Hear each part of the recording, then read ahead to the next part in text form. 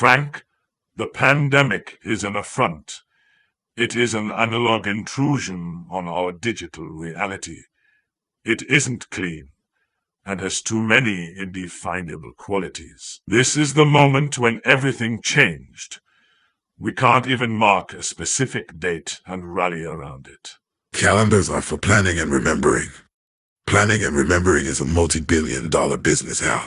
It's not precise. We try to get on with our lives. I try to get on with my life. We can adapt to anything and everything, so we are told.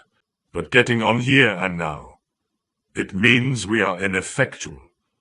Waiting. Some don't. Some are directly addressing the problem, saving lives.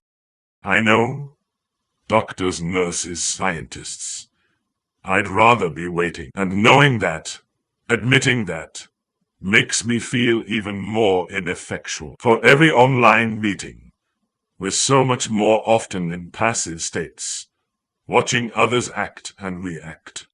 These flows of data, masquerading as news, entertainment, and third-party narratives, they feed my ego. I switch on the box, stab at the phone. Everyone is competing for my attention. Read this, watch this, buy this, now hear this. Everything in service to my decision-making skills. I have few friends. It is impersonal, but I like the attention. We were not designed for the interpretation of this much randomness. There are too many fucking bullhorns. You don't know that. Perhaps this is precisely the right number of bullhorns. Perhaps it stops us from obsessing too long about any one thing. This relentless current of information. Perhaps it is what our big brains have always needed, ever since we crawled up onto the beach. The fallacy of, here we are and well, we've gotten this far. We romanticize the past. We omit so many mundane details, and so many details that were not mundane at all. Things were better before. Really, that was simply before. You want to return to a simpler time. Stop paying your electricity bill. Stop charging your devices. It will feel like the 1950s again soon enough. We trusted our leaders more back then. Whether or not they deserve that trust is another matter. Speak for yourself, old friend. But your contention is that we are corrupted by skepticism. We are better off believing in myths and magic than ones and zeros.